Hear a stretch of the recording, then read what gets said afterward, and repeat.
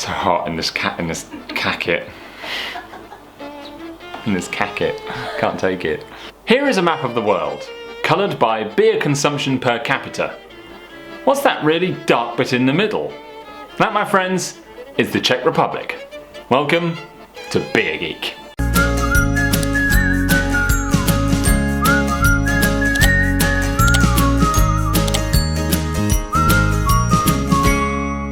Welcome along. Firstly, let's establish two things. Number one, I love Czech beer.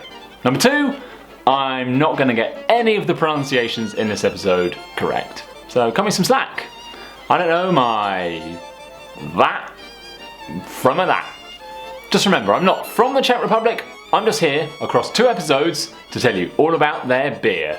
We're going to start off with a bit of wonderful history from this nation and the regional beers that made it what it is today. And then in the second part, we're going to go through the beer styles, types and brands. Jake and Rollin', no Russell and a brand. As I said before, every year they drink, on average, 140 litres of beer per person. It's not all about Pilsner Urquell though, we'll get onto that one in a second. Hops have been growing in the Czech Republic since the 12th century, with beer being traced back to the time before the Slavic migration in the 6th century.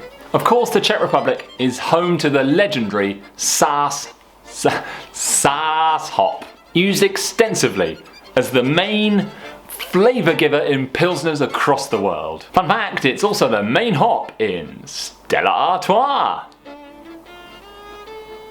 Good. It's earthy, mild, herby and spicy, and they say that you can't be a true beer lover until you go to the roof of Pilsner Urquell and have a fresh pint of the beer. And until then, you never can really understand what hops really taste like. When beer was becoming a thing in the Czech Republic, most towns had at least one brewery, with the real chart toppers being in Budweis, Plzen and Prague. And each one of these comes with their own beery tale. Budweis, or to give it its non-German name, Czech Budweiser, has been brewing since the 13th century, with two main brewers leading the way. This one, and this one, Budweis Budvar, or Budweiser Budvar. This one,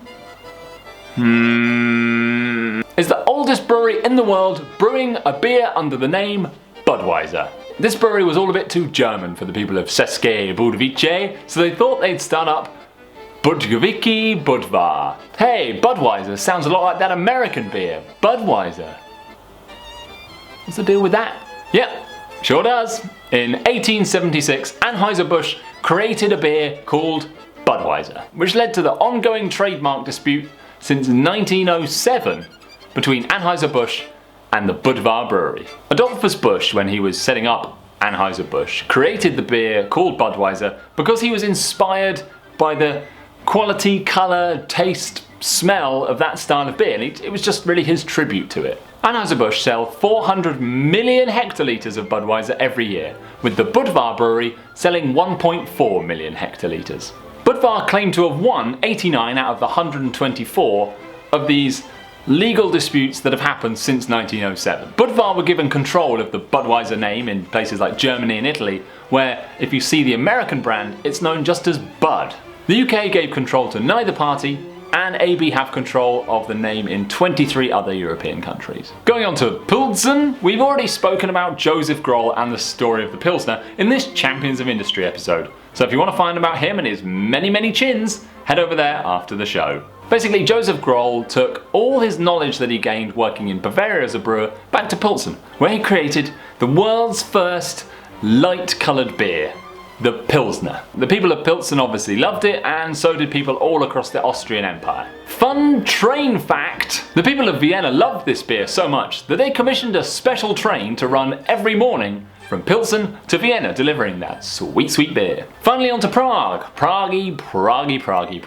Much of the brewing history of Czech Republic's capital was based in its monasteries, with brewing being recorded at the Benedictine Brevnov Monastery as far back as 1983. That's not true. 933 AD. That's almost 1,000 years before that date, I said. Staropramen is probably the city's most well-known export, meaning Old Spring. This beer has been produced under that name since 1911. The brewery was nationalised during socialism following World War II, and following recent privatisation, it's changed hands since then from the Prague Brewing Group, Bass, Interbrew and Molson Coors. Fun, horrible fact! In September 2015, Staropramen was recalled from Denmark, as people were finding it was causing blistering and bleeding in their mouth. It turned out that in one of the tanks that they were storing the beer in, they'd used a quite horrible cleaning disinfectant. Oh my god, that's horrible. That's all for this episode of Beer Geek. We've explored 3 of the main cities behind the Czech Republic's brewing heritage. What a story.